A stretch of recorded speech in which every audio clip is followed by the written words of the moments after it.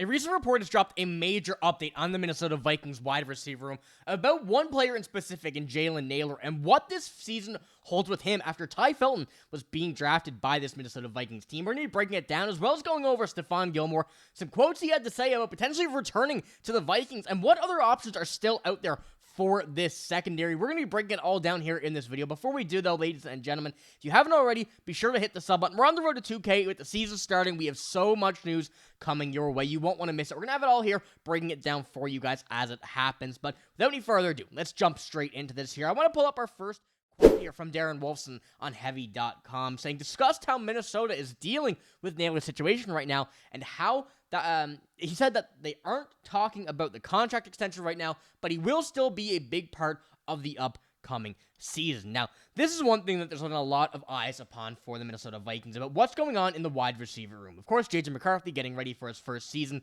as the Vikings quarterback and coming in to this team.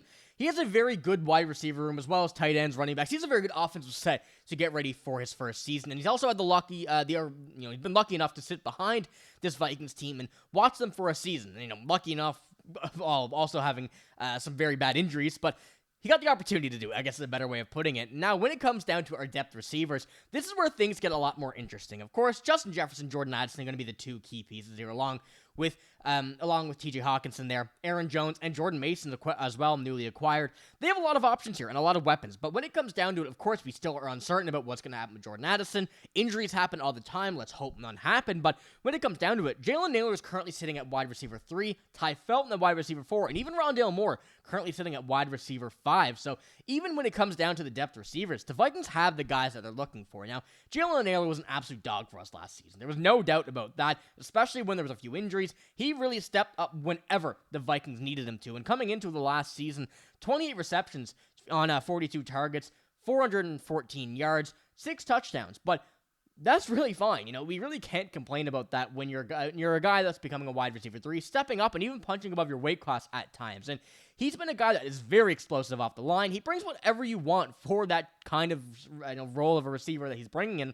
But, a borderline 2 wide receiver 3 and even 4 in some systems. Now, when it comes down to it as well, the questions are being raised. Will he stay in this position with Ty Felton now being drafted by the Vikings here in this year's draft? And with his potential and what he's been able to show for this team, what's going to happen with him? Because as we do go to take a look at Ty Felton's stats, at Maryland, he was a very, very important part of that team. And 96 receptions, 1,124 yards for 9 touchdowns. And we're not expecting him to do that and come out here and go right away with that in the Viking system, but he's a guy that has shown that he's able to do that over the past few seasons, and as you see, every year taking a major step up, and I want to say that's what the Vikings are hoping he's going to do with that team as well. He's been a guy who, between in the 22-23 season, averaging over a first down, and is going to be that potential for that big boom or bust play for the Minnesota Vikings, and we didn't really see that with Jalen Nailor. Jalen Nailor was really comfortable in the slot. Of course, Jordan Addison had had some injuries there as well going into it, but he's a guy that was a bit explosive to start the season. Didn't really have that to end it off with the injuries and stuff, but Justin Jefferson, we know we can use him anywhere. Now, Ty Felton, this is where things are going to get interesting because he also fits that role of being that big boom or bust player while also being able to run the slot if needed, and definitely getting him where we did in the draft and being the potential that he did. We were very lucky to be able to get him there, and he's going to be a big part of this team. Now, coming out once again and going over this quote again, Darren Wolfson saying this, on Jalen Nailor, there just hasn't been any dialogue. Not that the Vikings are like, we drafted Felton, guess what? Like, Nailor, you're going to be the number 4 receiver. I think Nailor is going to have some good opportunities this year, but I think the idea is he'll get paid pretty well elsewhere. Now, this is where questions arise. Are the Vikings going to let him walk? Are they going to re-sign him? Would they be willing to trade him here in this season if they see Ty Felton come out here really quick and just become that guy that they can really trust immediately?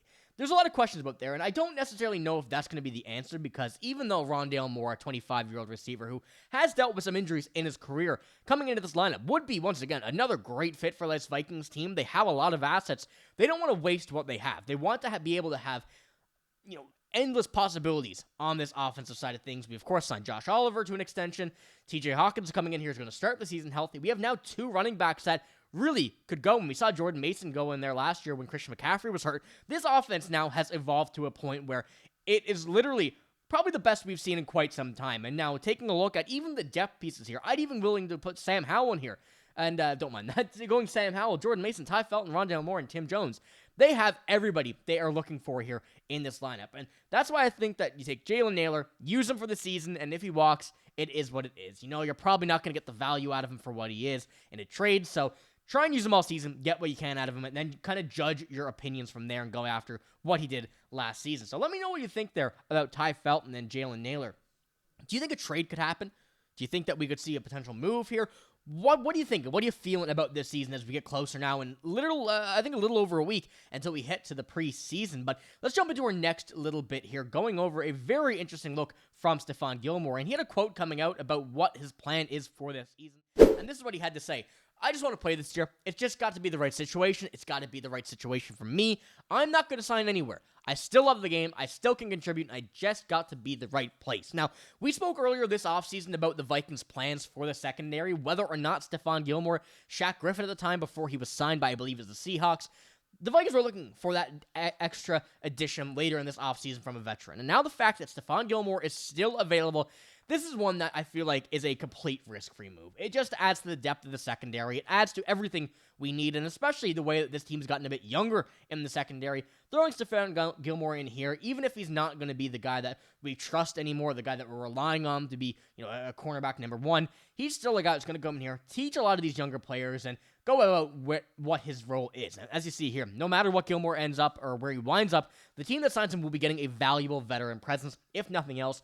One who still believes he has something left in the tank and is likely looking to prove something to doubters, maybe to himself as well. After that, he may consider to be a down season last year. And even though down season last year, it really wasn't that bad. And if we can see him get better, which, even if he doesn't, as this article mentions right here, still has the value down the line and to what he brings to a team, it's a signing that I think is completely risk-free. The guy's not going to be commanding a lot of money anymore. It's definitely one that the Vikings can make happen, can make do. And even if you, like it says, you're not trusting him or relying on him, he still has that important role to this team. And what he brings to the table is not just his playing ability, but also what he brings is just the experience and the teaching of what he's done throughout his NFL career. And as I mentioned, you go take a look at the secondary as well. There's a lot of returning players, of course, Byron Murphy, Harrison Smith back front of the year, Josh Metellus now likely going to be at free safety. I switch Harrison Smith and Josh Metellus here. Isaiah Rodgers, Jeff Okudah coming in after a few down seasons. Mekhi Blackman staying healthy. Adding to this, there's no risk in bringing back Stephon Gilmore. And I'm very excited to see what the Vikings do here. I think Stephon Gilmore would be coming back. I think that, as he said, he's got to pick where he wants to go, and he's not going to sign anywhere. I feel like he would want to return to the Vikings, and it makes sense after what he's done the past few seasons that, he's played good here. He's had a big role here. Even as age, they're not just putting him on the bench. He has an option to be able to be a very valuable asset here and kind of come down to it as a big piece. And, I want to pull this up as well, kind of going over the other options that are here.